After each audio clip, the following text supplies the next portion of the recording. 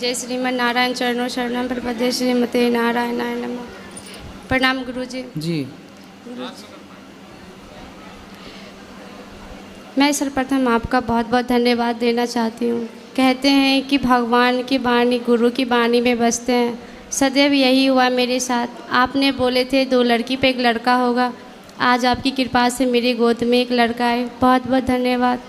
पहले नंबर तो गुरुजी, मैं गुरु मंत्र ले चुकी हूँ, आपका दासी हूँ, पर मैं गुरु मंत्र नियम से माला 11 माला नहीं कर पाती हूँ। आसन पर बैठ के मैं नहीं कर पाती हूँ, और पर जितना कर लो, जितना अधिक से अधिक कर लो अच्छा है। तो पहले वो क्या कर, गुरु मंत्र ना हमेशा मेरे मन में ऐसे चलते रहते हैं, और सब कहे गए हैं जो पवित्र से ही गुरु मंत्र जापना चाहिए। और मेरे मन में जब भी रहे, जैसे रहे काम को, तो गुरु मंत्र ही आपका दिया हुआ था। चलना दो, सही है, वो सही है। हर काम करते हुए हर क्षण भगवान का वो नाम चलता रहे, सही है। और मेरे पति भी गुरु मंत्र लिए थे मेरे साथ में, उन्हें मंत्र भूल गए। मैं दोबारा आपसे बोलती हूँ, उनसे बोलती हूँ जी गुरु मंत्र ले लीजिए, पर वो गुरु मंत्र लेना भी नहीं चाहते हैं, और बात बात में क्लेश होती रहती है। कहाँ है पति? पति अभी नहीं आए हैं, संडे को आएंगे। मैं पोथी पाठ रखी हूँ, तो जब आए तो बात करा देना। तो ये कह रहे हैं मेरे परिवार सब मेरी दोषी ठहराते हैं, कहते हैं वो बीमार पड़े रहते हैं, सर पैर पीठी से लेके पैर में दर्द होती है। बहुत सारी जांच भी हो गई, पर वो ठीक नहीं हो पा रहे हैं। और मेरे सास परिवार में सब बोलते हैं कि मेरी वजह से वो तुलसी माला पहन रखे हैं कंठी, ऐसे नहीं पहनना चाहिए, मेरे परंपरा में तुलसी माला नहीं पहनते हैं। तो इसलिए मैं बहुत दुखी होती हूँ कि मेरी वजह से कहीं मेरे पति को कष्ट तो नहीं हो रही है। नहीं, कष्ट इसलिए हो रही है क्योंकि वो योग नहीं करते, योग वगैरह करें तो कष्ट ना हो। मैं योग के लिए भी बोलती रहती हूँ, तुलसी वगैरह तो सबको पहननी चाहिए, इससे और अच्छा ही होता है। आप योग करिए, अच्छा खान पान करिए, बीमार क्यों हैं डॉक्टर को चेक कराइए, ठीक हो जाएंगे, इसमें क्या है। इसलिए ये मेरे पे सब दोषी बनाते रहते हैं, मेरे से कोई खुश नहीं रहते हैं। जब मैं जैसे आपका कथा सुनती रहती हूँ, आपका नियम पूर्वक से नहा के खाना बनाना, मैं लड्डू गोपाल रखी उनकी पूजा करती हूँ। कोई भी काम हो, अच्छी बुरे में, बुरे नहीं अच्छी सारी काम कहती पति को, परिवार को, तो सब मुझे बोलने लगते हैं। पति कब से बीमार हैं? पति 3 साल से। तो गुरु मंत्र लिए कितना टाइम हो गया आपको? 2 साल से, मतलब 2-2.5 साल हो गए। मतलब गुरु मंत्र लिए थे उसके पहले से पति बीमार थे? बीमार है। तो भाई बीमार क्यों है, डॉक्टर को दिखाओ, योग करो, सब बढ़िया होगा। इसलिए बीमार है क्योंकि वो योग ना करते, खाते पीते ठीक से ना होंगे, गलत चीज़ खाते होंगे। हाँ, तुलसी माला पहन रखे हैं, पर वो क्या करते हैं, पीने भी लगते हैं, गुटखा भी खाने लगते हैं। मैं बोलती हूँ तो बहुत, अब शराब पियेंगे, गुटखा खाएंगे, गलत गलत चीज़ खाएंगे पियेंगे, तो शरीर तो एक मशीन है, मशीन तो खराब होती ही है।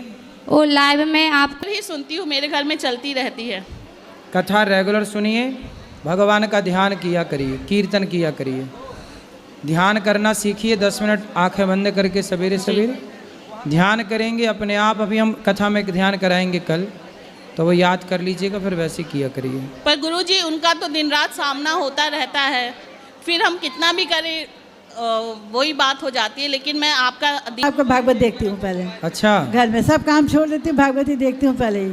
सही है। कहीं जाना रहता है, कहीं बाजार मार्केट कहीं नहीं जा पाती, बस भागवत ही देखने मेरा नशा हो गया मुझे। इतना ज़्यादा नशा हो गया कि भागवत छोड़ के मैं कहीं जा ही नहीं पाती।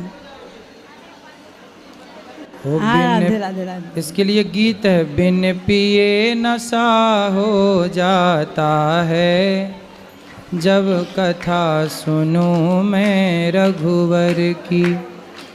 ओ बिन पिए नशा हो जाता है, जब कथा सुनूं मैं रघुवर की। है ना मैया? बोलो। गुरुजी राधे राधे जी।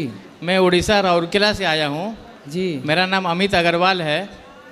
वहाँ राउरकेला में एक गृहस्थी मसाला के नाम से मसाला कंपनी है जी, जिसमें मैं CEO के पद पर कार्यरत हूँ जी।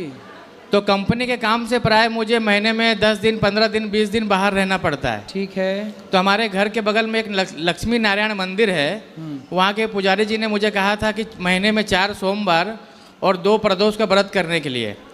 तो मैं प्राय करता हूँ, लेकिन बाहर रहने के कारण कभी कभी क्या है, शुद्ध शाकाहारी भोजन नहीं मिलता है, तो वो व्रत कभी कभी छूट जाता है मेरे से।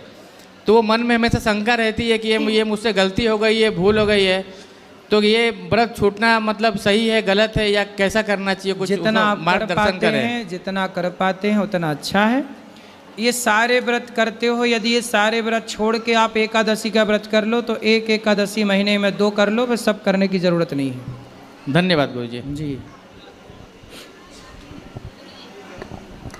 गुरुजी राधे राधे जी। आपके चरणों में मेरा कोटि कोटि प्रणाम। जी। आज की कथा में मैंने आपने आज कहा कि पाप, तो मनुष्य जीवन में पाप तो हर दिन हर पल होता है, सही है। तो उसकी कोई श्रेणी है या उसका किस तरह से प्रायश्चित किया जा सकता है? पाप का यही प्रायश्चित है कि अब ना किया जाए, गलती को स्वीकारा जाए, सुधारा जाए, ना किया जाए अब से पाप, और आत्मसमर्पण कर दिया जाए भगवान में। लेकिन हमारी दिनचर्या के हिसाब से तो हर दिन हर पल कुछ न किसी के प्रति किसी तरह के विचार आते हैं, तो इसलिए रोज कीर्तन, रोज ध्यान, रोज कथा श्रवण करने से जो दिन में छोटे मोटे पाप होते हैं वह रोज के रोज दिन की पूजा करने से समाप्त हो जाते हैं। जी गुरुजी। और दूसरा ये प्रश्न था कि अगर स्वप्न में कोई चीज़ आती है भविष्य को लेके, अपने फ्यूचर को लेके, तो क्या वो सत्य होता है? सपना सही भी होता है और सही ही होता है। जो बीत चुका है आपके साथ या तो वो दिखा सपने में, या तो जो होने वाला है वो दिखता है। जी। तो वो क्या मतलब कुछ उसका टाइमिंग होगा या फिर? नहीं, उसका कोई टाइमिंग नहीं होता कब क्या होगा। बस सपना जो होता है वो जो बीता है आपके साथ, हो चुका है घटना, जी जी, या तो वो आएगी, किसी भी जन्म की आ सकती है। जी। आपके करोड़ों जन्म हो चुके हैं, उन करोड़ों जन्म में किसी भी जन्म का सपना आ सकता है। जी। इसलिए कुछ लोग कहते हैं ना सपना था, उसे सत्य नहीं मानते।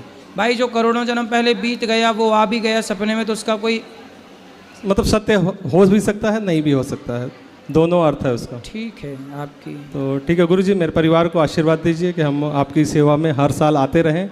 लास्ट 4 ईयर से हम आ रहे हैं आपके यहाँ पे, और आपकी सेवाओं से मतलब सड़क पे आप दुकान लगाते थे कपड़े की? हाँ। तो उसी से घर का गुजारा होता था? हाँ, उसी से होता था। अब वो भी बंद हो गई? वो भी बंद हो गया। तो वो क्यों बंद हो गई? अब वो